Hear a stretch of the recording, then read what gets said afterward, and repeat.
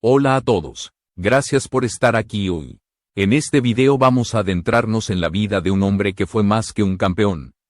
Fue un símbolo silencioso de toda una nación. A los 61 años, Miguel Indurain ha dicho algo que ha hecho temblar los cimientos de su propia leyenda. Esta es la historia del silencio más poderoso del ciclismo mundial. Durante años, Miguel Indurain no fue solo un ciclista ganador. Fue una figura casi mítica, una presencia que imponía respeto sin necesidad de palabras. 5 Tours de Francia consecutivos no se consiguen únicamente con talento, se consiguen con una combinación extrema de disciplina, sacrificio y una fortaleza mental que roza lo inhumano. Mientras otros celebraban, gritaban o provocaban, Miguel bajaba la cabeza, se subía a la bicicleta y dejaba que sus piernas hablaran por él. Su cuerpo parecía una anomalía de la naturaleza, un corazón que en reposo latía apenas 28 pulsaciones por minuto. Una capacidad pulmonar descomunal y una resistencia que desafiaba cualquier lógica fisiológica conocida en su época. Los científicos lo estudiaban, los periodistas lo admiraban y los rivales lo temían. Sin embargo, cuanto más alto llegaba, más callado se volvía. Indurain no explicaba. No justificaba, no respondía a provocaciones, simplemente ganaba. Pero todo mito tiene un origen y el de Miguel no comienza en París ni en los Campos Elíseos. Comienza en Villava, un pequeño pueblo de Navarra, donde nació el 16 de julio de 1964. Creció en una familia humilde, profundamente trabajadora, donde el esfuerzo no se aplaudía, se daba por hecho. Su padre era agricultor. Su madre ama de casa. Y en aquel hogar el silencio no era frialdad. Era una forma de respeto. Allí Miguel aprendió muy pronto que hablar poco y cumplir mucho era una forma digna de vivir. Desde niño entendió el valor de la constancia. Su primera bicicleta no fue un regalo de lujo ni una promesa de gloria futura. Fue una herramienta práctica para ir a la escuela y ayudar con los recados. Sin embargo, cada vez que pedaleaba, algo se encendía dentro de él. La sensación de libertad, de control, de avanzar solo con la fuerza de su cuerpo empezó a definir su carácter sin que nadie lo notara todavía. A los 10 años ya pasaba horas sobre el sillín. A los 14 comenzó a ganar competiciones regionales y, aunque destacaba claramente, no celebraba, no levantaba los brazos ni buscaba miradas. A los 16 fue fichado por el equipo juvenil Reynolds, una cantera exigente donde solo sobrevivían los más disciplinados. Allí empezó a forjarse la imagen que lo acompañaría toda su vida: alto, reservado, serio, casi inexpresivo. Mientras otros jóvenes salían de fiesta o soñaban con fama, Miguel entrenaba, no fumaba, no bebía, no se distraía. Sus compañeros lo apodaron el robot. No como burla, sino como reconocimiento a su capacidad para soportar cargas de entrenamiento que destrozaban a cualquiera. No se quejaba, no discutía, no pedía explicaciones, seguía adelante, siempre. Gracias por ver este video y suscribirte al canal para apoyarnos y darnos fuerzas para seguir creando historias que no se cuentan en otros lugares. En casa seguía siendo el mismo hijo obediente. Ayudaba en el campo, lavaba su propia ropa, cocinaba con su madre y nunca permitió que los primeros reconocimientos se le subieran a la cabeza. Su familia, muy creyente, le inculcó valores de sencillez, respeto y una fuerte contención emocional. En ese ambiente no se hablaba demasiado de sentimientos y eso marcaría profundamente su forma de relacionarse con el mundo exterior. A los 18 años ya era considerado una de las grandes promesas del ciclismo español. Su participación en el Tour del Porvenir lo colocó en el radar internacional. No era el más explosivo ni el más carismático, pero su capacidad de sufrimiento era legendaria. En el ciclismo, esa cualidad vale más que cualquier discurso. Sin embargo, detrás de cada victoria juvenil comenzaba a crecer una presión silenciosa. Su vida estaba completamente medida, planificada, vigilada. Se levantaba al amanecer, comía bajo un régimen estricto y dormía en habitaciones silenciosas, alejadas de cualquier distracción. Su propio hermano menor llegó a decir alguna vez que Miguel vivía como si estuviera entrenando para un silencio eterno. También hubo espacio para el amor. Aunque breve y discreto, en su juventud mantuvo una relación con una joven de un pueblo cercano. Compartían paseos tranquilos y conversaciones sencillas. Pero el ciclismo profesional no perdona.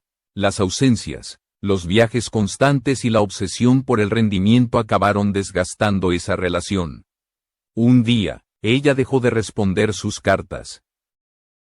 Miguel no reclamó, no preguntó, no insistió, simplemente siguió entrenando. Así se fue construyendo el Indurain que el mundo conocería años después. Un campeón moldeado por la disciplina, el silencio y una fortaleza implacable, pero también por renuncias profundas, por emociones contenidas y por muchas palabras que nunca fueron dichas. El escenario estaba listo. El ciclismo mundial aún no lo sabía, pero estaba a punto de enfrentarse a una era dominada por un hombre que casi nunca hablaba. El salto al profesionalismo a finales de los años 80 marcó un punto de no retorno en la vida de Miguel Indurain. El ciclismo ya no era un juego de resistencia juvenil. Se había convertido en un sistema despiadado donde cada segundo se analizaba y cada error se pagaba caro. Los equipos funcionaban como máquinas de precisión y el margen para la improvisación desaparecía. Para Miguel, aquel entorno extremo no fue un choque. Fue una extensión natural de la vida que ya llevaba entrenando desde la adolescencia. Desde sus primeros meses como profesional, los directores deportivos detectaron algo diferente en él. No era solo su físico privilegiado ni su capacidad para mantener ritmos imposibles durante horas. Era su concentración absoluta, mientras otros corredores se alteraban por el ruido del pelotón, por la presión mediática o por las tácticas cambiantes. Miguel parecía aislado dentro de sí mismo. Pedaleaba con una calma inquietante, como si todo estuviera bajo control incluso cuando no lo estaba. Durante esos primeros años, su progresión fue constante y silenciosa. No ganó de inmediato, no se proclamó líder por la fuerza, se fue imponiendo por acumulación. Cada temporada mejoraba un poco más. Cada carrera dejaba claro que su capacidad para gestionar el esfuerzo superaba la de casi todos. En las contrarrelojes comenzaba a marcar diferencias evidentes. En la montaña no atacaba con explosividad, pero nunca se hundía. Su estrategia era simple y devastadora: mantener un ritmo que los demás no podían sostener. El verdadero punto de quiebre llegó en el Tour de Francia de 1991. Hasta entonces, Miguel era considerado un corredor sólido, fiable, pero no una figura dominante. Aquel verano, sin embargo, algo cambió. Desde las primeras etapas quedó claro que su estado físico estaba en otro nivel. En las contrarrelojes volaba con una frialdad quirúrgica, doblando rivales sin un gesto de esfuerzo visible. En las subidas largas, donde el sufrimiento suele descomponer incluso a los grandes campeones, él mantenía una cadencia constante que desarmaba psicológicamente a sus oponentes. Cuando se vistió por primera vez con el maillot amarillo, España entera se detuvo. No era solo una victoria deportiva, era el nacimiento de un héroe nacional largamente esperado. Durante décadas, el país había buscado un referente absoluto en el ciclismo internacional y por fin lo tenía. Pero mientras el público celebraba, en los pasillos del pelotón comenzaban a surgir preguntas incómodas. ¿Cómo era posible que un hombre tan reservado escondiera un motor tan brutal? Entre 1991 y 1995, Indurain construyó una hegemonía pocas veces vista en el deporte moderno.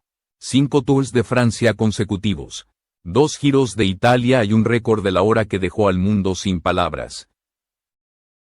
No ganaba por sorpresa, ganaba por aplastamiento metódico. Sus rivales no encontraban grietas. No había días malos. No había caídas espectaculares. No había explosiones emocionales. Solo una regularidad inhumana que transformó el Tour en un territorio bajo su control absoluto. Los medios lo adoraban, pero también lo observaban con una mezcla de fascinación y desconcierto. Miguel no ofrecía titulares incendiarios ni gestos épicos. Respondía con frases cortas, casi monásticas. Nunca provocaba, nunca criticaba, nunca se defendía de los rumores. Su comunicación minimalista se convirtió en parte del personaje. Cuanto menos decía, más grande parecía su figura. Era un campeón que no necesitaba justificarse. Sin embargo, fuera de cámara, el ambiente comenzaba a enturbiarse. Su frecuencia cardíaca anormalmente baja, su recuperación casi instantánea tras esfuerzos extremos y su capacidad pulmonar descomunal alimentaban teorías de todo tipo. En la prensa extranjera se repetía una frase inquietante: no es humano. Algunos rivales insinuaban que había algo más detrás de aquel gigante silencioso. Nunca hubo pruebas, nunca hubo positivos, pero la duda empezó a flotar como un espectro constante. Cada vez que le preguntaban, Miguel respondía igual: entreno y hago mi trabajo. Ese estoicismo, que al principio fue visto como una virtud, con el tiempo se convirtió en un arma de doble filo. Mientras otros campeones de su generación comenzaban a caer por escándalos de dopaje, su figura se volvía aún más enigmática. No estaba implicado, no aparecía en listas negras, no era señalado directamente, pero su silencio lo separaba de todos. El ciclismo de los 90 se transformaba en un escenario cada vez más oscuro. Los rumores de laboratorios clandestinos, médicos milagrosos y programas científicos circulaban con fuerza. Miguel seguía ganando y seguía callando. Para muchos aficionados, eso era una prueba de integridad. Para otros, era simplemente la señal de alguien que sabía demasiado y prefería no hablar. Durante esos años de dominio absoluto, Indurain vivió atrapado entre la gloria pública y una presión interna que pocos percibían. Cada victoria aumentaba las expectativas. Cada triunfo hacía que la caída, cuando llegara, fuera más dolorosa, y aunque nadie podía preverlo todavía, el cuerpo que parecía invencible empezaba a acumular un desgaste silencioso. El mito seguía creciendo, pero la grieta estaba a punto de aparecer. El año 1996 llegó como una ruptura brutal con todo lo que Miguel Indurain había representado hasta entonces. El Tour de Francia de ese año no fue una derrota espectacular ni un colapso repentino. Fue algo mucho más inquietante. Fue la lenta confirmación de que el cuerpo invencible también tenía límites. Desde las primeras etapas, los observadores más atentos notaron que algo no encajaba. Miguel seguía siendo fuerte, seguía siendo competitivo, pero ya no dominaba. Por primera vez, parecía humano. Las montañas, donde durante años había impuesto un ritmo que deshacía a sus rivales sin necesidad de atacar. Empezó a sufrir, no explotaba, no se descomponía, pero tampoco volaba. Perdía segundos, luego minutos, y lo hacía sin gestos de rabia ni excusas públicas. En las contrarrelojes, su terreno sagrado, ya no arrasaba, resistía, sobrevivía. Los comentaristas, desconcertados, repetían una frase que quedó grabada en la memoria colectiva: Miguel no es Miguel. Aquella edición del Tour fue psicológicamente devastadora, no solo porque perdía tiempo, sino porque perdía control. El control había sido siempre su mayor arma. Saber exactamente cuánto podía exigirle al cuerpo, cuánto reservar, cuándo apretar. En 1996, esa certeza desapareció. Cada etapa se convirtió en una negociación interna con un cuerpo que ya no respondía como antes. Su rostro, siempre imperturbable, comenzó a mostrar señales de desgaste. No eran gestos dramáticos, eran pequeñas grietas que solo los que miraban de cerca podían ver. Cuando el tour terminó, Miguel tomó una decisión que nadie esperaba. Con apenas 33 años, anunció su retirada. No hubo discursos épicos, no hubo ruedas de prensa emotivas. No hubo explicaciones largas, simplemente se fue. España quedó paralizada, los periodistas exigían respuestas, los aficionados buscaban una razón lógica, pero no la hubo.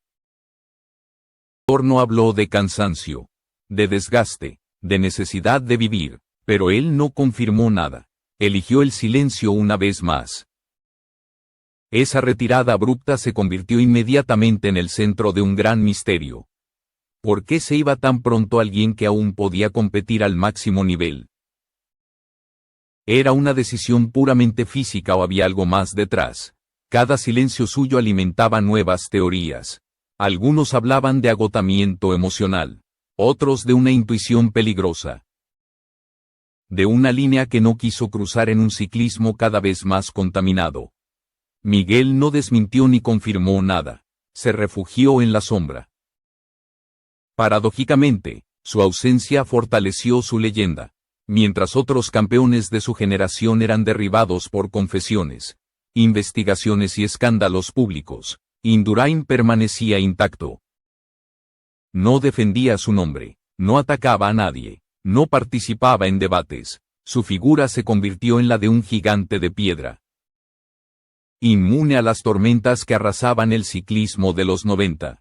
Para muchos, eso era dignidad, para otros, era una sospecha incómoda.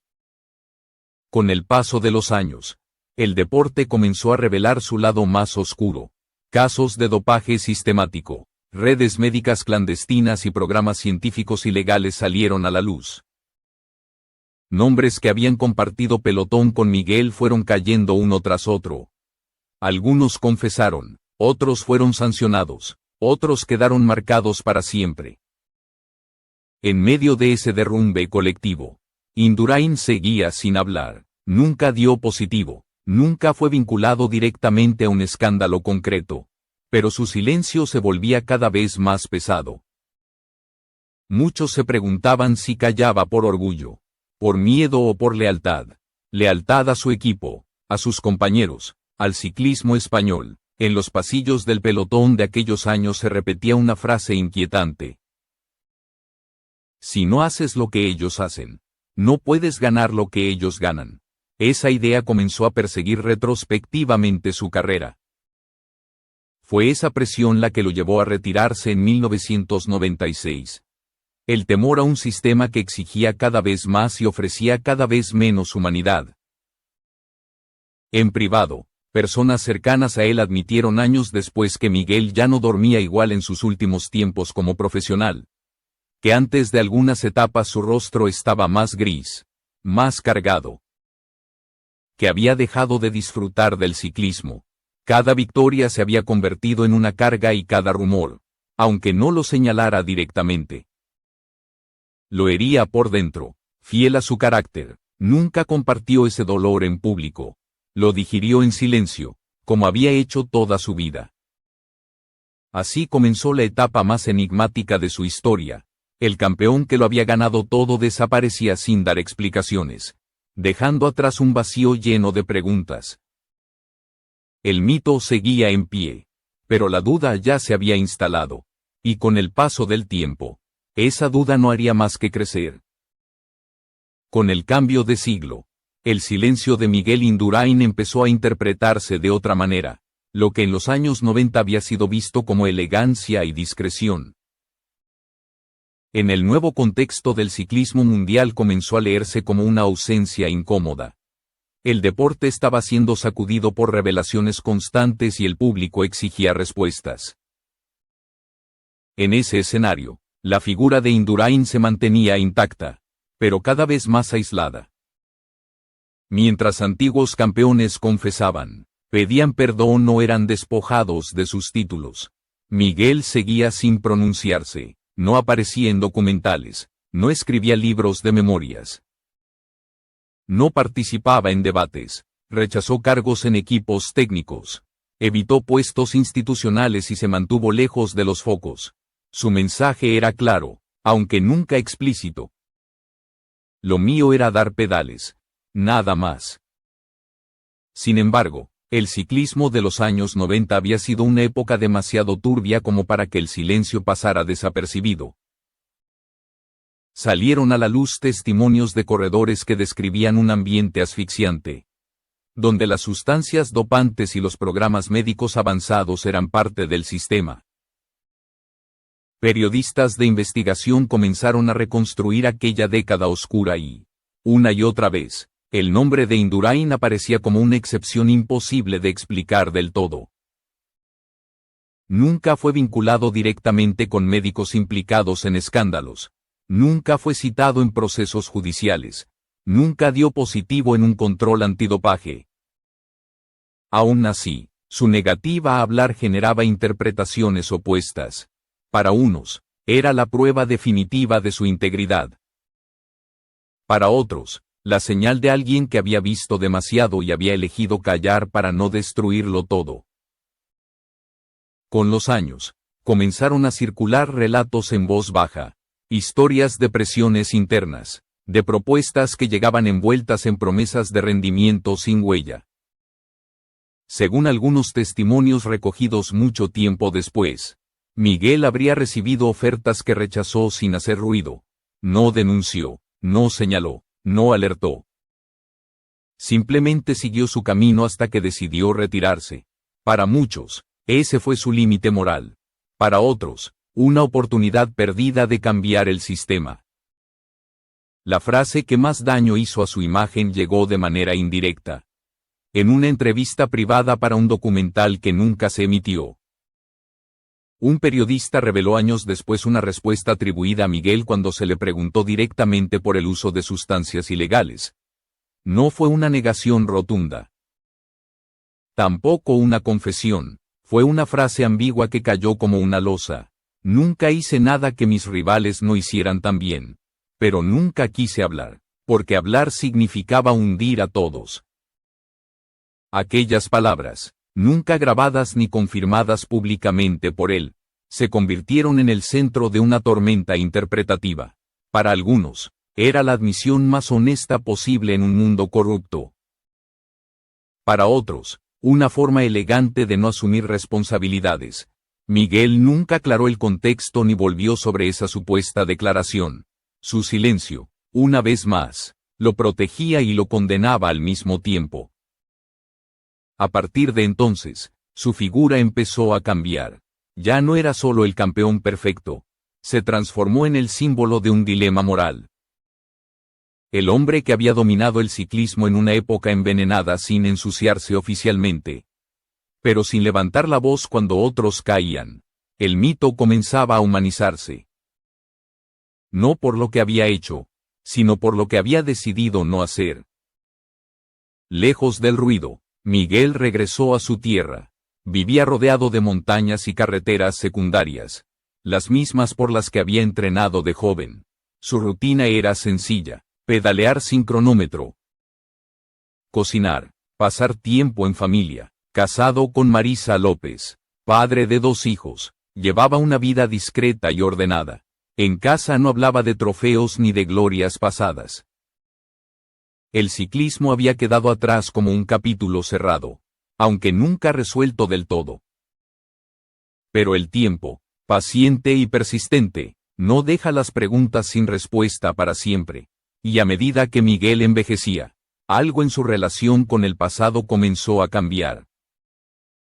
El silencio seguía ahí, pero ya no pesaba igual. El campeón que había huido de las palabras empezaba, poco a poco, a permitirse algunas. Con los años, Miguel Indurain empezó a reaparecer de forma muy medida en la vida pública. Siempre lejos del protagonismo excesivo. No regresó como analista ni como juez del ciclismo moderno. No quiso convertirse en una voz autorizada para señalar errores ajenos. Su presencia se limitó a actos concretos, casi simbólicos, donde el pasado no se discutía, pero tampoco se negaba. Era como si hubiera aceptado convivir con su historia sin intentar reescribirla. Uno de los espacios donde más cómodo se sintió fue en las pruebas cicloturistas. La Indurain Gran Fondo se convirtió en un punto de encuentro anual donde miles de aficionados pedaleaban junto a él. Allí no había polémicas ni interrogatorios. Miguel firmaba autógrafos, sonreía tímidamente y escuchaba más de lo que hablaba. Para muchos seguía siendo un dios del asfalto. Para otros, simplemente un hombre tranquilo que había elegido no mirar atrás con rencor. Sin embargo, el peso de los años 90 seguía flotando sobre su figura. Cada nueva confesión de antiguos campeones reabría viejas heridas. Cuando nombres históricos del ciclismo internacional admitían haber vivido bajo sistemas de dopaje estructural, el contraste con el silencio de Indurain se hacía aún más evidente. Algunos lo defendían con vehemencia. Otros empezaban a preguntarse si el silencio también podía ser una forma de complicidad pasiva. En entrevistas muy esporádicas, Miguel evitaba entrar en detalles. Respondía con frases cortas, sin dramatismo. Insistía en que el ciclismo era distinto en su época, que las reglas existían, pero que el entorno era extremo. Nunca se colocó como víctima ni como juez. Esa postura, aunque coherente con su carácter, dejaba siempre una sensación de incompletitud.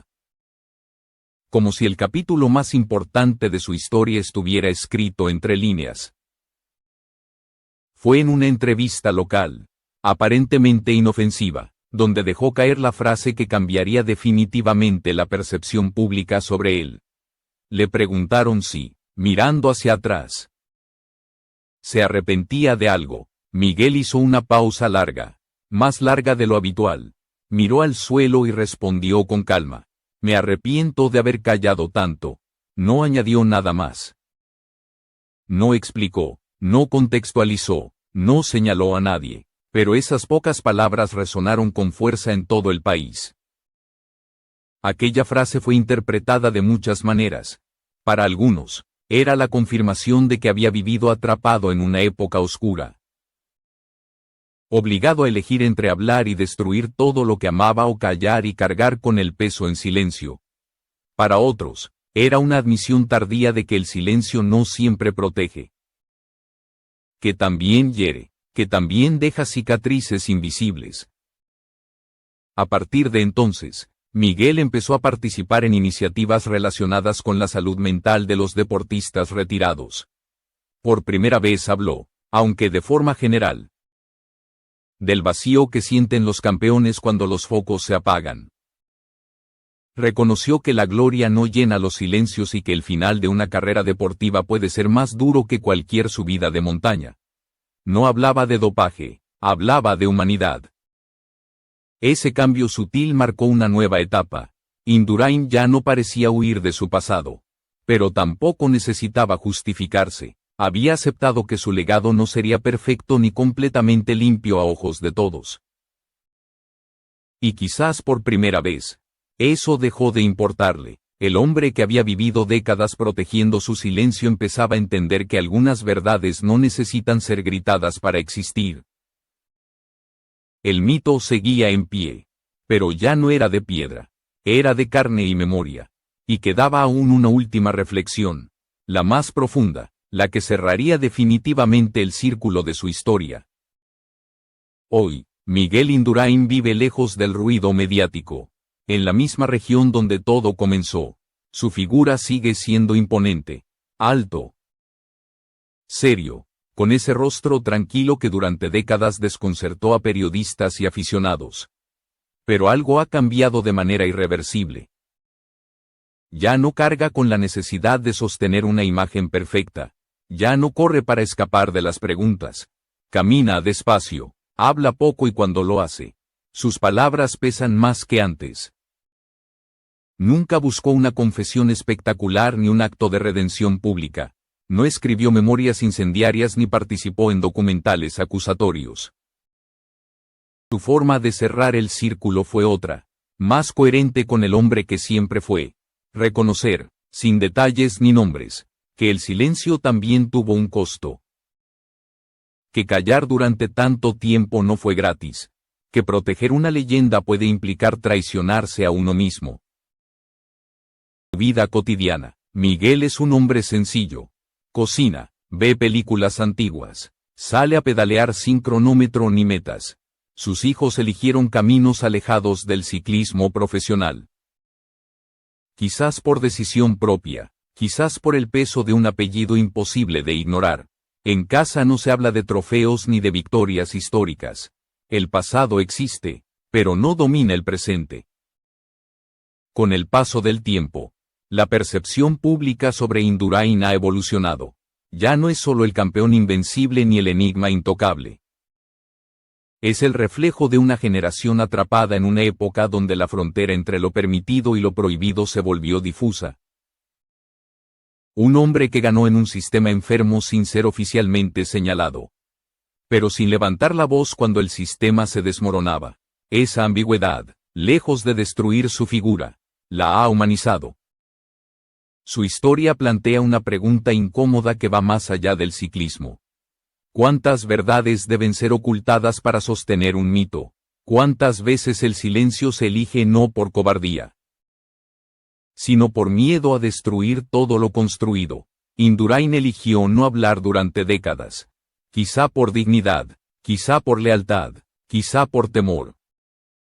El tiempo, implacable, fue revelando las grietas, pero no lo derribó, lo transformó. Hoy, cuando se le ve firmando autógrafos con una sonrisa tímida o pedaleando por las carreteras de Navarra, ya no se percibe al Dios inalcanzable del pasado. Se percibe a un hombre en paz con sus contradicciones. Su mayor victoria no fue en París ni bajo los focos del Tour. Fue aprender a convivir con su historia sin huir de ella. Miguel Indurain fue, es y seguirá siendo una de las figuras más complejas y fascinantes del deporte mundial. No solo por lo que ganó, sino por todo lo que nunca dijo. En un mundo donde todos gritan, su susurro final resulta devastadoramente honesto. Me arrepiento de haber callado tanto. La leyenda continúa, pero ahora conocemos también al hombre detrás del mito.